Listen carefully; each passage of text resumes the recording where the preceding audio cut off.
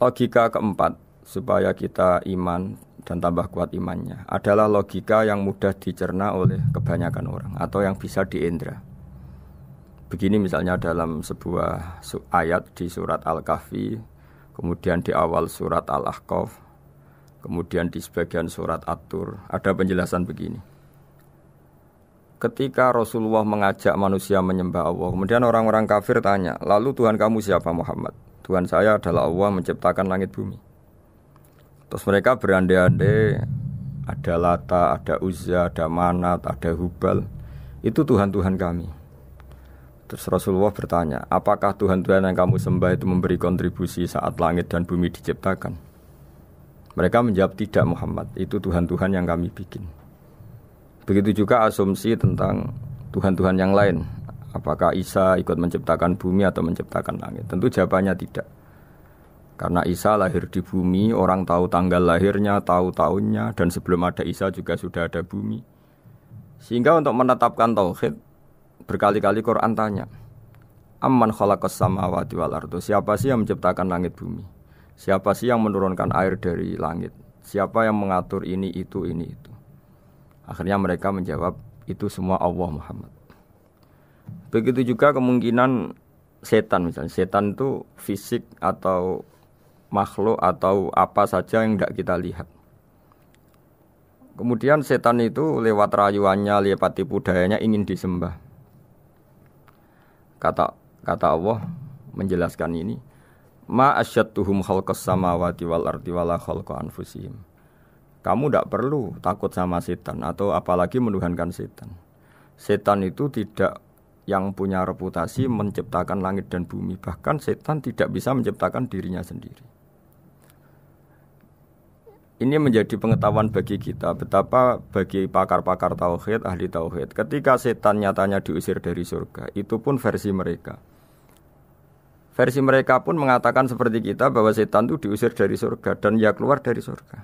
Kalau setan itu Tuhan, tentu diusir gak mau. Karena di surga itu nikmat. Ketika setan diusir dari surga ya keluar, dia juga jadi makhluk yang hina-dina. Berarti dia tidak punya kekuasaan, bahkan pada dirinya sendiri.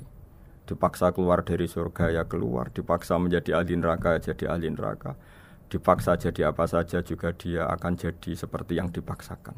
Ini menunjukkan bahwa setan adalah tahta kudratillah, tahta qahrillah, tahta satwatillah, bahwa setan pun dalam kendali kekuasaan Allah. Makanya Allah mengatakan kamu tidak usah menyembah setan, tidak usah nurut sama setan. Setan itu lemah sekali. Karena faktanya dia tidak bisa memaksakan keinginannya. Ini yang oleh Allah disebut dalam firman-Nya inna kaidas syaitani kana dhaifa. Setan itu lemah sekali. Ini perlu saya sampaikan ke para pendengar Unisia bahwa bertauhid itu ada sekian logika. Logika kelima adalah logika orang awam. Awam sekali. Suatu saat ada perdebatan antara Abul Hasan Al-Asy'ari. Abul Hasan Al-Asy'ari ini tokoh ahli sunnah paling populer dalam ilmu logika. Dia mengatakan orang menemukan Tuhan itu harus lewat logika yang cermat. Tidak boleh taklid, hanya ikut-ikutan. Dia harus menemukan satu argumentasi bahwa Tuhan atau pencipta langit itu ada. Kemudian ada satu problem di mana orang-orang kampung atau orang-orang yang lugu atau orang-orang awam itu tidak bisa ilmu logika, ilmu mantek kalau dalam bahasa pesantren. Kata Abu Mansur, kata Abul Hasan Al-Asy'ari, itu masih mungkin. Walhasil para ulama ini meneliti ke orang-orang yang lugu, yang di kampung, yang petani, yang lugu sekali. Apa yang mereka temukan? Ternyata mereka punya cara logikanya sendiri untuk menemukan Tuhan, Sang Pencipta. Pernah suatu saat ada seorang petani lugu, biasa menggembala unta, ditanya, Bima araf tarubak, lalu kamu yang petani ini yang hanya ngurusi sawah, ngurusi ladang, dengan cara apa kamu tahu kalau Tuhan itu ada? Si petani tadi marah besar dan dia mengatakan, Al-ba'ratu tadullu alal ba'ir wa asharul aqdam yadullu alal masir. Kata petani tadi, yang namanya ada kotoran unta, pasti ada untanya. Yang namanya ada jejak kaki, pasti ada yang barusan lewat. Artinya kalau ada makhluk pasti ada pencipta. Ini logika awam yang mudah. Kita tidak mungkin mengatakan bumi ini pencipta, mengatakan matahari pencipta. Kelihatan sekali kebendaannya, kelihatan sekali bahwa bumi matahari tidak punya ikhtiar, tidak punya kekuatan. Kelihatan sekali sifat-sifat kemakhlukannya. Jika benda-benda ini karuan makhluk, pasti menunjukkan bahwa ada penciptanya, ada khaliknya. Dalam logika Bedui tadi, si Bedui tadi, kalau ada kotoran sapi, pasti ada sapinya. Meskipun sapinya sudah sekarang nggak terlihat, mungkin sudah jalan kemana. Sama, kalau ada jejak kaki, meskipun orang yang tadi lewat sudah kita nggak tahu, tapi kita pasti tahu, pasti ada yang lewat. Ini yang dimaksud dalam bahasa Arab, al-ba'ratu tadullu alal ba'ir. Kalau ada kotoran sapi atau kotoran unta, pasti ada untanya. Wa atharul aqdam yadullu alal masir. Kalau ada jejak orang lewat, pasti tadi ada orang lewat.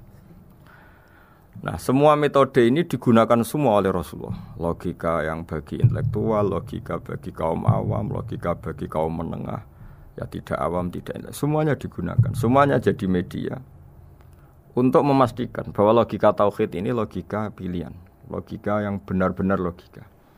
Sehingga dalam banyak ayat disebut agama ini liqaum yaqilun, liqaum yatafakkarun, bagi kaum yang bisa berpikir, bagi kaum yang punya akal. Lalu kemudian kami teruskan alladzina yu'minuna bil ghaibi. Ini kata ghaibi bukan kayak dalam bahasa Indonesia misalnya setan atau hantu disebut barang gaib. Kata ghaibi dalam bahasa Arab adalah perbandingan atau lawan kata dari al-musyahad yang bisa disaksikan langsung lewat indera. Kita orang mukmin iman bahwa surga ada, padahal kita tidak pernah melihat surga. Kita mukmin iman bahwa neraka ada, padahal kita belum pernah melihat neraka. Ini sesuatu yang maghoba anil absor, yang mata kita tidak melihat, fisik kita tidak menyentuh. Kita pun iman. Asal sesuatu itu mansus ya, dikatakan secara eksplisit oleh Quran dan hadis. Kalau dalam bahasa usul fikih disebut al-mansus.